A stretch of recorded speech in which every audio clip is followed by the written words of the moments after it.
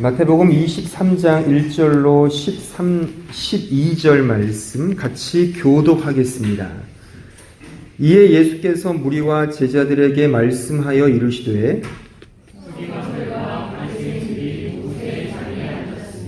그러므로 무엇이든지 그들이 말하는 바는 행하고 지키되 그들이 하는 행위는 본받지 말라. 그들은 말만 하고 행하지 아니하며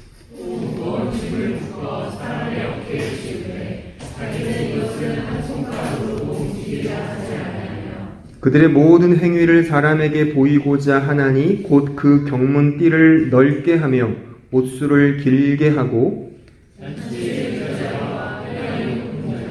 시장에서 문안받는 것과 사람에게 랍비라 칭함을 받는 것을 좋아하느니라.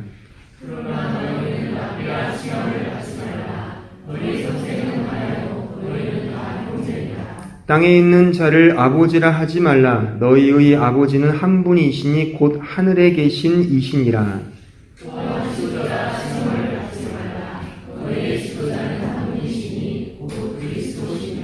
너희 중에 큰 자는 너희를 섬기는 자가 되어야 하리라.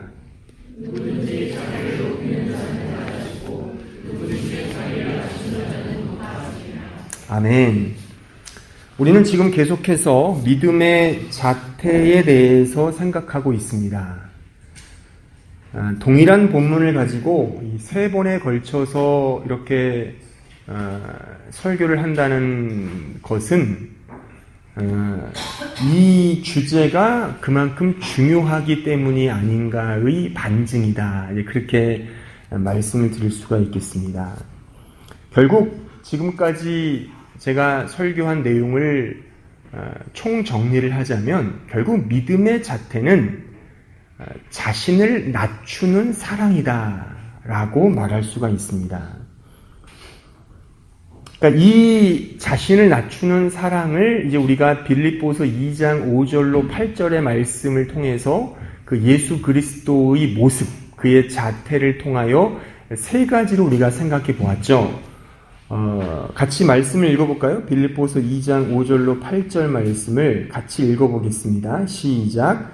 너희 안에 이 마음을 품으라. 곧 그리스도 예수의 마음이니 그는 근본 하나님의 본체시나 하나님과 동등됨을 취할 것으로 여기지 아니하시고 오히려 자기를 비워 종의 형체를 가지사 사람과 같이 되셨고 사람의 모양으로 나타나사 자기를 낮추시고 죽기까지 복종하셨으니 곧 십자가에 죽으시니라. 그래서 세 가지를 언급을 했습니다. 하나는 그리스도의 성육신적 사랑, 두 번째는 사랑 명령에 복종하는 사랑. 여기까지가 지난주에 우리가 살폈던 내용이고, 이제 오늘은 그 마지막, 그러니까 우리 읽었던 빌립보서 2장 8절에 보시면 죽기까지 복종하셨으니 곧 십자가에 죽으심이라. 즉 자기를 낮추는 사랑은 십자가를 지는 사랑이다라고 말할 수가 있는 것입니다. 그래서 이것이 곧 믿음의 자태이고 우리 신자가 풍겨야 할 믿는 자의 정당한 향기다, 그렇게 말씀드릴 수가 있겠습니다. 사실 성경에 보면 요한일서 4장 8절에 보면 하나님은 사랑이다 라고 그렇게 말씀하고 있죠. 그러니까 God is love입니다. 그러니까 하나님은 사랑이라는 어떤 성품을 가지고 계신 분이 아니라 사랑이라는 어떤 자질을 더 많이 가지고 계셨다는 뜻이 아니라 하나님은 사랑이다라는 뜻입니다. 즉 사랑의 데피니션이 곧 하나님이라는 것이죠. 하나님 그분 자체가 사랑이라고 하는 것입니다. 따라서 우리가 이 세상에서 사랑을 많이 단골 메뉴로 듣거나 말하고 있잖아요. 뭐 예를 들면 영화나 드라마나 책이나 소설, 시 등을 보면 언제나 이 사랑이라는 주제는 단골 메뉴입니다.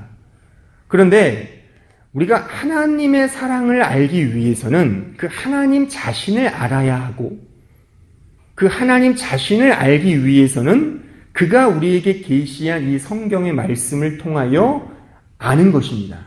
또 그 알을 통하여 하나님이 어떠하신 그 하나님의 아가페적 사랑, 그 아가페적 사랑을 우리가 알게 된다. 그렇게 말할 수가 있는 것입니다.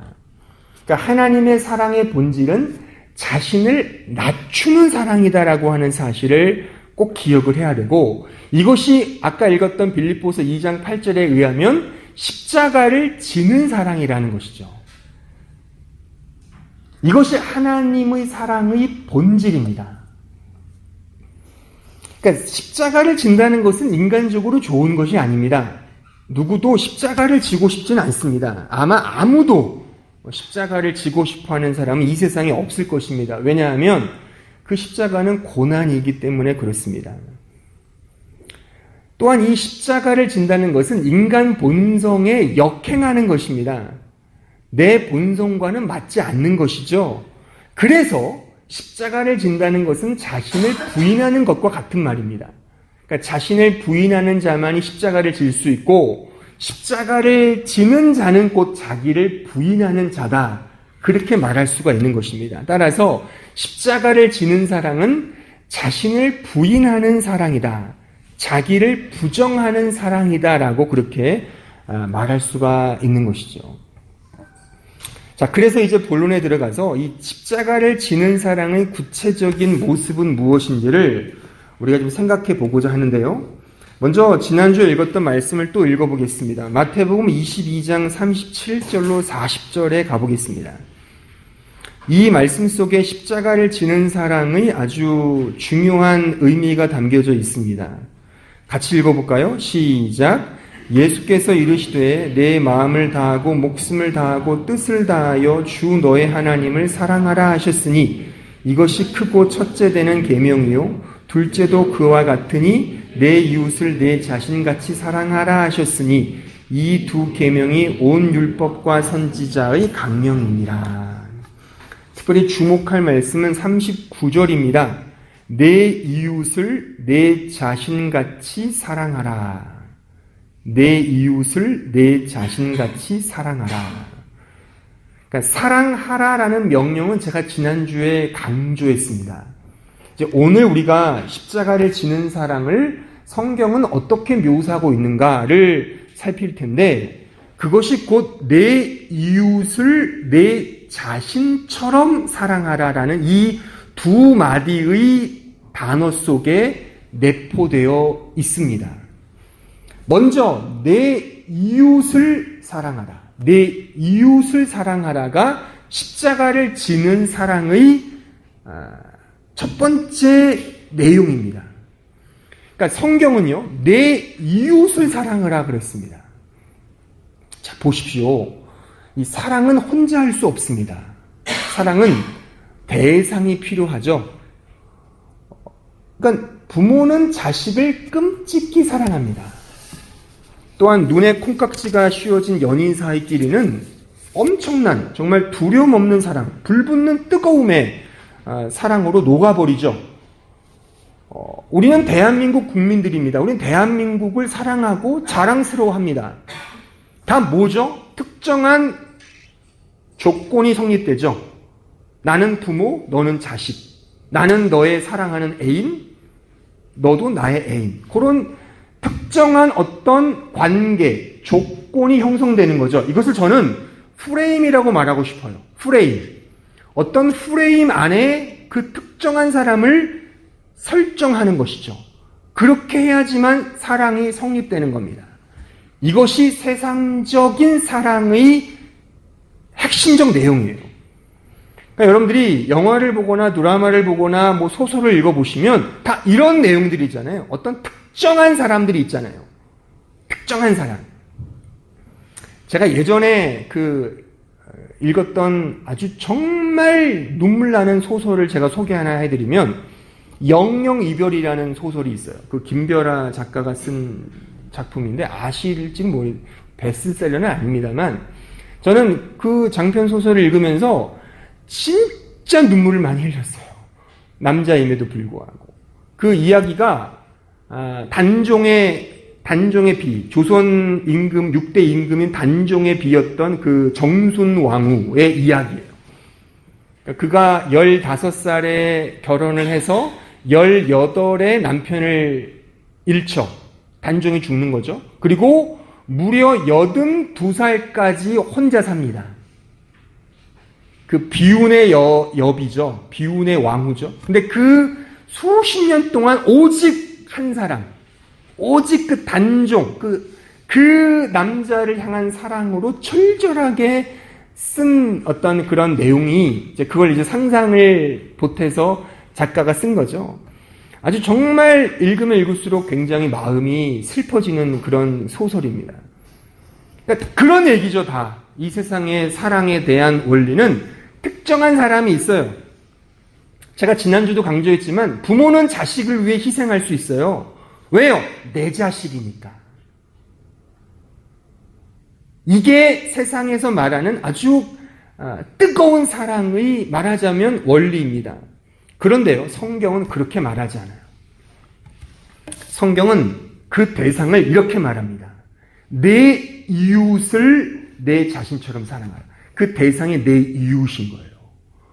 특정한 대상이 아니라 불특정한 어떤 사람을 향하여 너 자신을 희생할 수 있느냐를 우리에게 묻고 있는 겁니다.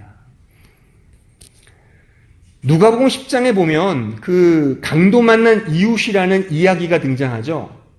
거기에 한 남자가, 이름도 없는 남자가 한 사람이 강도를 만났어요. 거반 죽게 되었어요.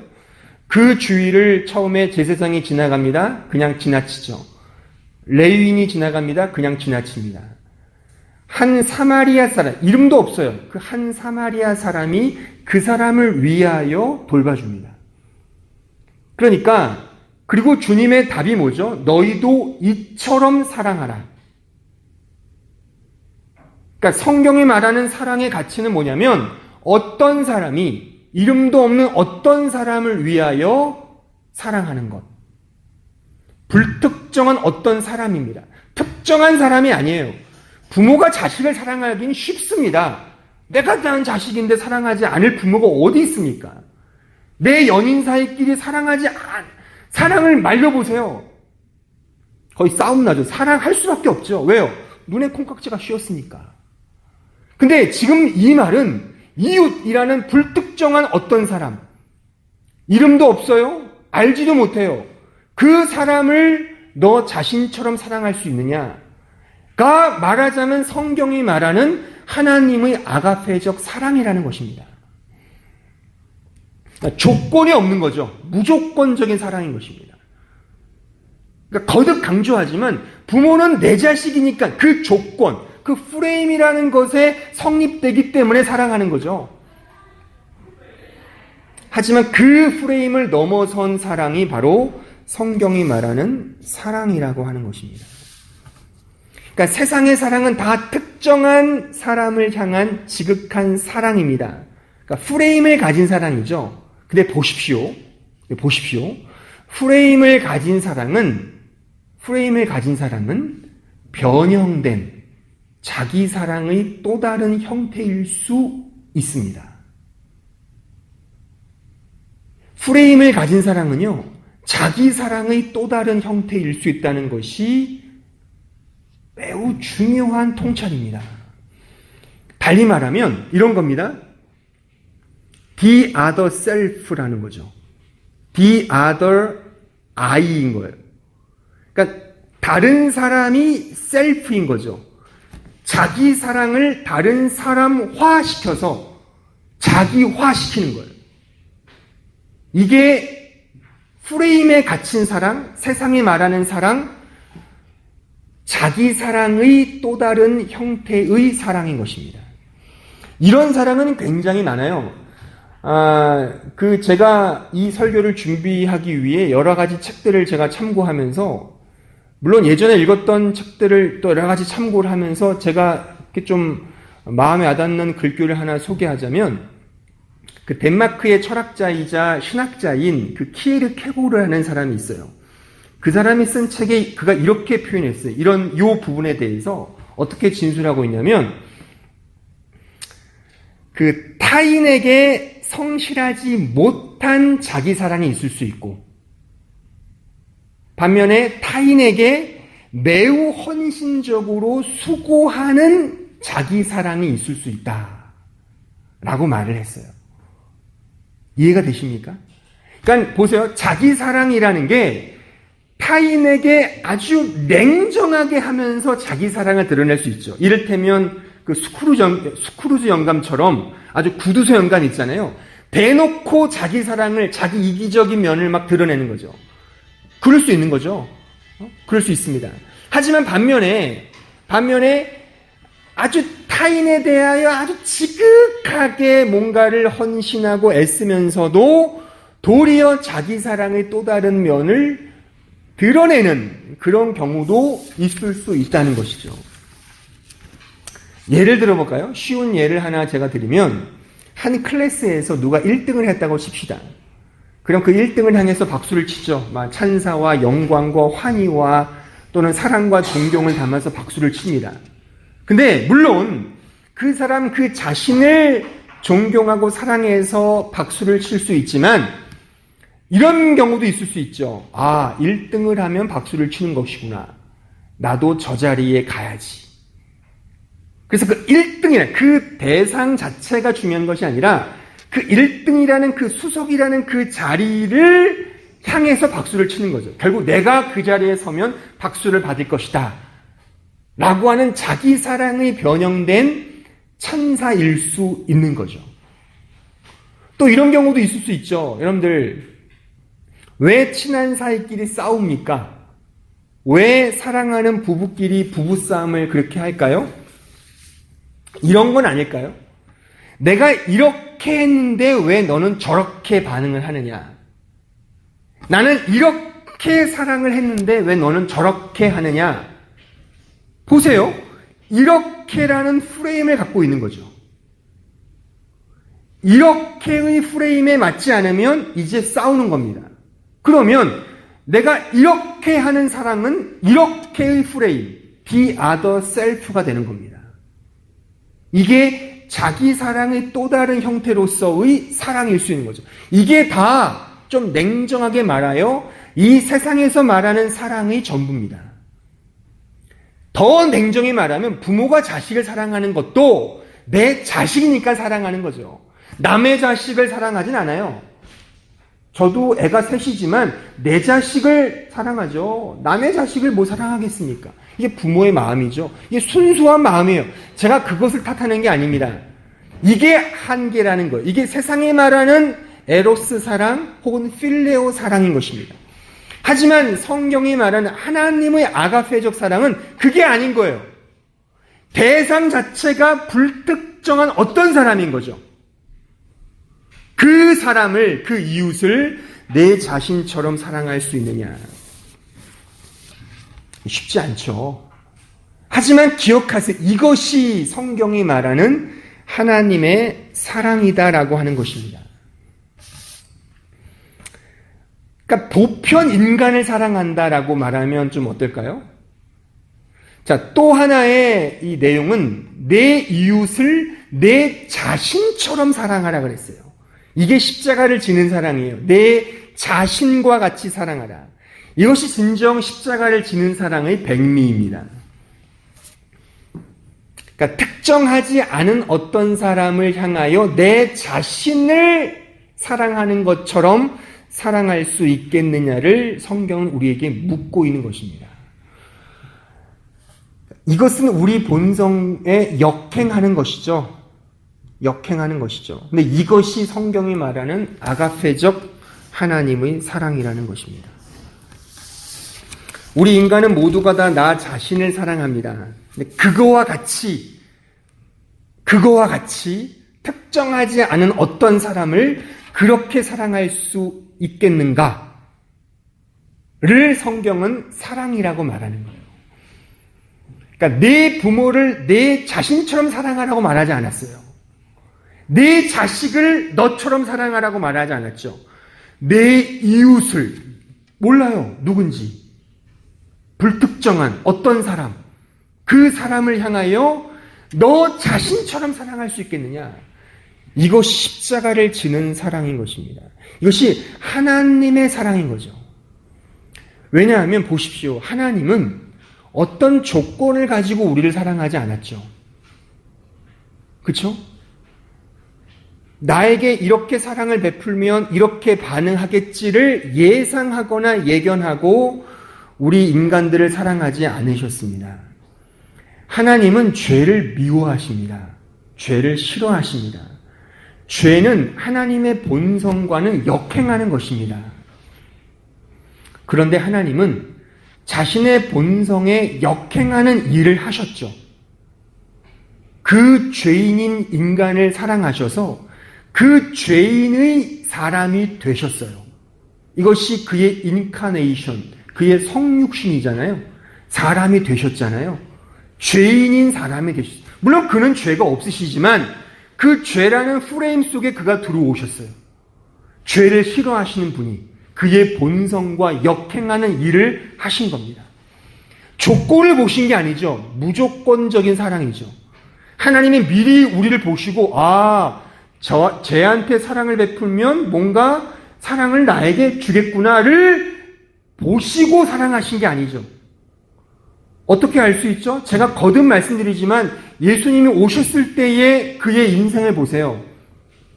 누가 그를 따랐나요? 누가 과연 예수님이 죽을 때까지 그 곁을 지켰습니까? 거의 아무도 없습니다. 다 배신하고 도망갔어요. 그럼에도 불구하고 하나님은, 예수님은 그들을 사랑하셨어요. 이게 조건 없는 사랑, 특정하지 않은 사람. 보십시오. 우리가 가장 크게 오해하는 것이 하나님이 예수 믿는 우리들만을 사랑하실까요? 저 불신자들은 미워하시나요?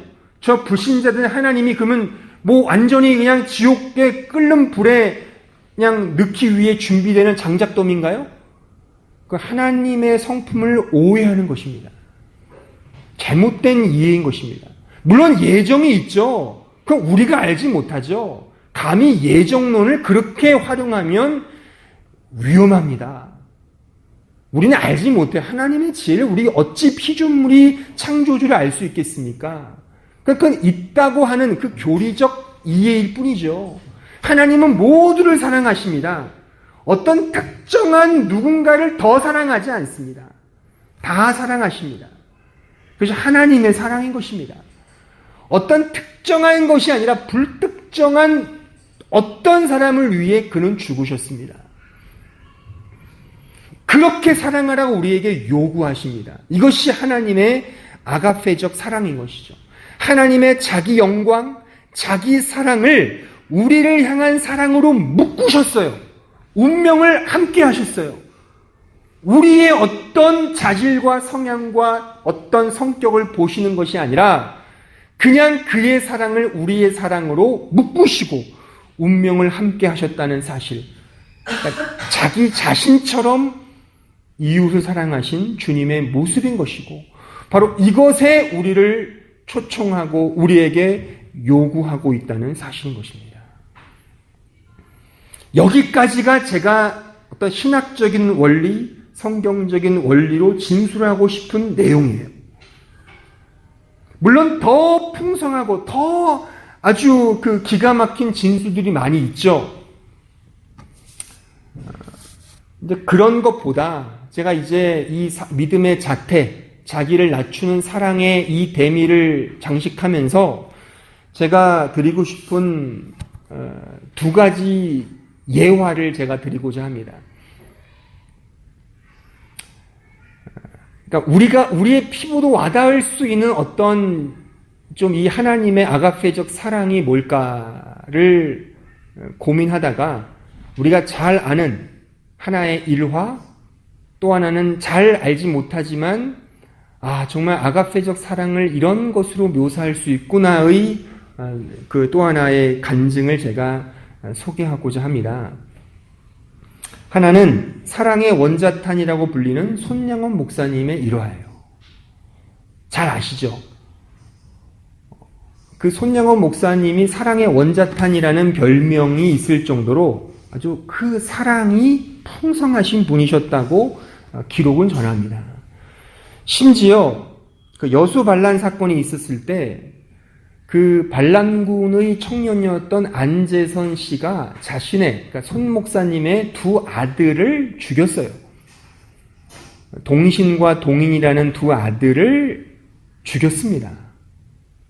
그런데 손 목사님은 그 자신의 두 아들을 죽인 그 안재선이라는 청년을 자신의 양아들로 삼습니다. 그러니까 이게 환장을 노리시죠. 가족들이 볼 때는.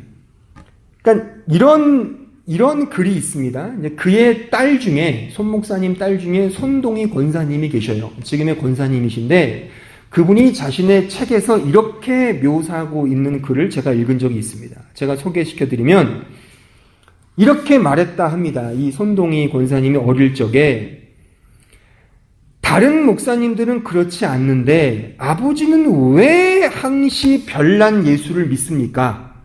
하늘 아래 이런 일은 있을 수 없는 일입니다, 아버지. 제발 이러지 마세요. 악을 쓰며 달려들었다.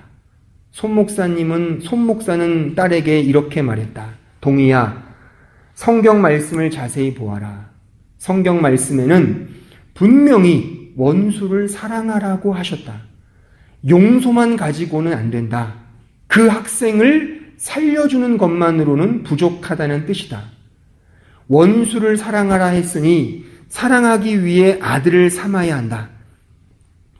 아브라함은 100살에 얻은 외아들 이삭을 하나님 명령 한마디에 모리아 제단에서 칼로 찌르려 하지 않았더냐? 너는 어떻게 생각하느냐? 라고 그 손동희 권사님이 후에 나의 아버지 손양원 목사라는 그 자서전에서 이렇게 묘사한 글귀를 제가 읽은 적이 있습니다. 그러니까 쉽지 않은 거죠. 저는 이것이 내 이웃을 사랑하라는 그 부분에 맞는 것이 아닌가 싶습니다. 그러니까 특정하지 않는 거잖아요. 우리는 내 자식은 사랑해요. 하지만 특정하지 않은 어떤 대상을 심지어 원수까지도 사랑할 수 있는가? 라고 자문을 하신다면 우리의 믿음의 선배였던 이 손양원 목사님의 일화를 좀 마음에 새기셨으면 좋겠습니다. 물론 쉬웠겠습니까? 이분도 사람인데. 그러나 이분이 고백했듯이 하나님의 말씀에 대한 단순한 복종, 제가 지난주에 말씀드렸듯이 그대여 사랑해야만 한다. 이게 하나님의 명령이에요. 그러니까 사랑은요, 해도 되고 안 해도 되는 선택사항이 아니라고 그랬잖아요. 이건 명령에 순종하는 어떤 당위적 내용인 것이지, 내가 기분 좋을 때는 사랑을 베풀고 내가 수틀리면 사랑 안 하는, 그건 아니라는 겁니다. 그러니까 그렇게 할 때 하나님의 아가페적 사랑을 우리식으로 경험할 수 있다는 겁니다. 내 이웃입니다. 어떤 특정한 상대가 아니에요. 그러니까 제가 첫 시간에 말씀드렸듯이 우리끼리 사랑하면 안 돼요. 한마음 성도들끼리만 막 사랑해도 안 되고 한인 교회 교인들도 사랑해야 되는 거예요. 또한 이곳에 있는 많은 이민들, 독일 사람들 사랑해야 되는 것이죠. 심지어 믿지 않는 사람들도 사랑해야 되는 거예요. 믿지 않는 사람에 대하여 더 다가가야 되는 거죠. 이것이 그리스도의 성육신을 내가 성육신하는 차원이라고 제가 말씀드렸잖아요. 이런 거 없이 사랑하니까 기독교의 사랑을 뭐라고 비판합니까? 한국의 유명한 어떤 이름만 대면 아는 유명한 철학자가 이런 말을 해요. 근대와 현대의 지성사 속에 가장 크게 피해를 입혔던 사상이 기독교가 말한 사랑이다. 기독교가 말한 사랑만큼 편해, 지나친 이기적 사랑이 어디에도 없다. 라고 아주 신랄하게 기독교를 비판했어요. 저는 그 비판에 어느 정도 수긍합니다. 왜요? 사랑을 엄청나게 말을 하는데 다 뭐예요? 끼리끼리의 사랑이잖아요. 우리끼리의 사랑이잖아요. 그게 과연 하나님의 아가페적 사랑을 드러내는 사랑이겠습니까? 우리가 저 불교도들을 왜 이해를 못하고 나와 다른 사람을 왜 이해하지 못합니까? 이게 다 편협된 사랑 타령이기 때문에 그런 거죠. 그러니까 세상의 사랑을 예수님의 사랑으로 이렇게 가면을 씌우는 것이지 진짜 성경이 말하는 하나님의 아가페 사랑은 아니라는 겁니다. 내 이웃을 사랑하라는 거예요. 이름도 모르고 얼굴도 모르고 알지도 못하고 생명부지인 그 사람을 내가 사랑할 수 있는가를 성경은 우리에게 도전하고 있습니다. 또 하나의 예는 이름도 모르는 어떤 시골 마을의 무명의 목사님의 스토리입니다. 제가 언젠가 책에서 읽었던 일화인데 그 목사님께서 이제 안타깝게도 몇 해 전에 그 사모님이 병환으로 돌아가셨습니다. 그래서 혼자 그 시골의 힘든 사역을 감당하고 계셨는데 어느 날 그 작은 시골 교회에 큰 풍파가 생겼습니다. 무엇인가 하면 그 교회에 출석하는 한 청년 자매가 임신을 한 겁니다. 난리가 났죠. 결혼도 안 한 청년이 임신을 했으니 배가 불러오니 당회를 열고 뭐 7회를 열어서 너에게 임신시킨 남자가 누구냐 막 따져 물은 거죠. 그때 이 자매 입에서 충격적인 말이 나오는 거죠. 목사님이 그렇게 했다라고 하는 겁니다. 더 뒤집어졌죠. 그래서 결국 그 자매는 아이를 낳고 그 아이를 그 목사님의 품에 안겨놓고 교회에서 쫓겨낸 거죠. 그래서 얼마의 시간이 흘렀습니다. 몇 해가 흘러서 이제 그 자매가 그 아이를 낳은 그 자매가 어느 날 한 부흥 집회에 참여하여 은혜를 받은 거예요. 하나님의 놀라운 은혜를 경험하고 자신의 죄를 회개하게 된 거죠. 그러면서 자신의 옛날 그 과오를 떠오른 거죠. 자신의 모교에 찾아가서 많은 성도들 앞에 이렇게 자초지종을 솔직히 이제 고백하는 겁니다. 사실은 나에게 임신시킨 그 남자는 목사님이 아닙니다. 그때 그 교회에 어떤 집사와 이제 바람이 나서 아이를 갖게 되었다라는 아주 충격적인 고백을 한 거죠. 그러니까 많은 성도들은 더 충격을 먹었죠. 그럼 그 목사님은 어떻게 하나? 아무 말도 없이 그냥 가신 거잖아요. 변명도 하지 않고 자신의 억울함도 토하지 않고 수소문을 한 거죠. 목사님은 어디 계시나 했는데 강원도 어느 지역에서 그 아이를 키우면서 또 그곳에서 목회라는 정상적인 활동을 할 수가 없었겠죠. 그냥 아이들에게 복음을 가르치면서 그냥 삶을 살고 계신 거죠. 그래서 그분을 다시금 모셔와서 자초지종을 들은 거죠. 왜 목사님 억울하시면 그게 아니라고 말씀을 하시지 왜 그렇게 덤탱이를 받으시고 누명을 쓰시고 그렇게 불명예스럽게 가셨습니까? 왜 그러셨습니까? 왜 그러셨습니까? 라고 막 물은 거죠. 그때 그분이 이렇게 말을 했다고 합니다. 나의 억울함보다 그 사람의 영혼이 더 중요합니다. 나의 억울함보다 그 사람의 영혼이 더 중요합니다. 라는 고백을 했다고 합니다.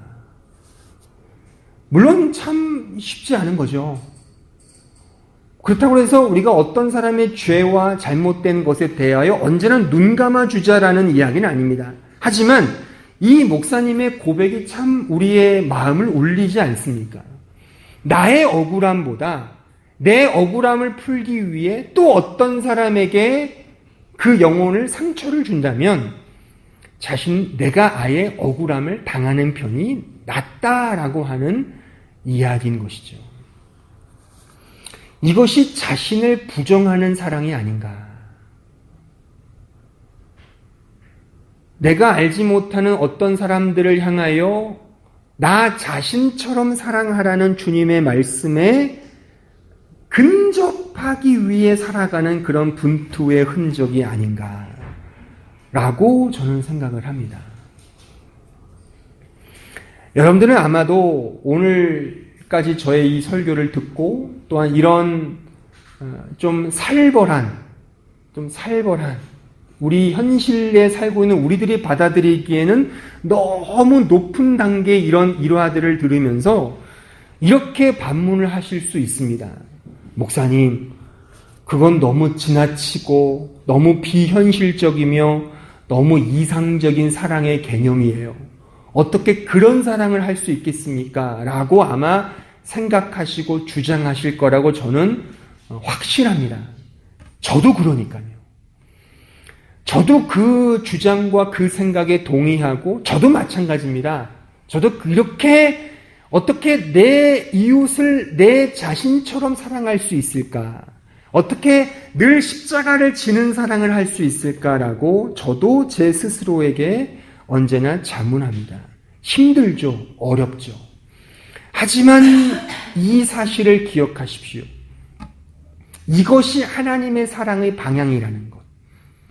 방향의 표지는 분명히 저기를 향하고 있습니다. 아가페적 사랑은 여기다.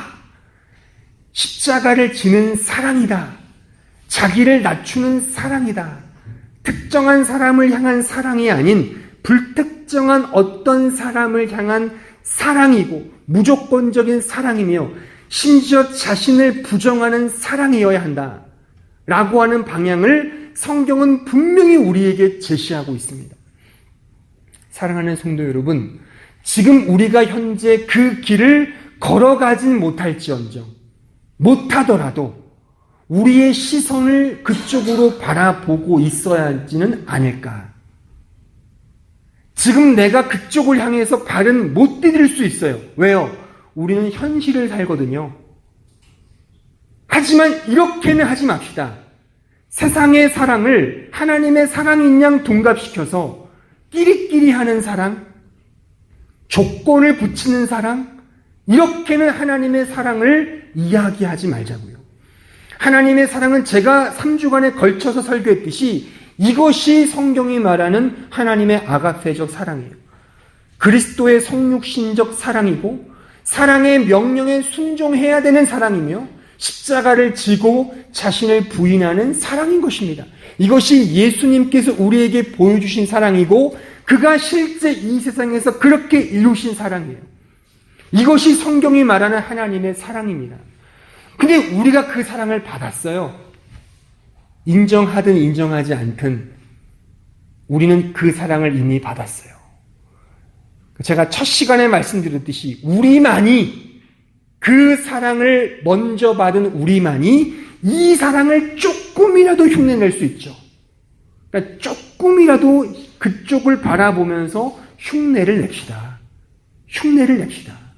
흉내를 내다 보면 지금은 힘들더라도 조금씩 그쪽으로 가고 있는 좀 지글지글겠죠. 때로는 뒤로 후퇴할 수도 있겠지만 결코 뒤로 후퇴하더라도 우리의 시선은 이 하나님의 아가페적 사랑에서 놓쳐서는 안 됩니다.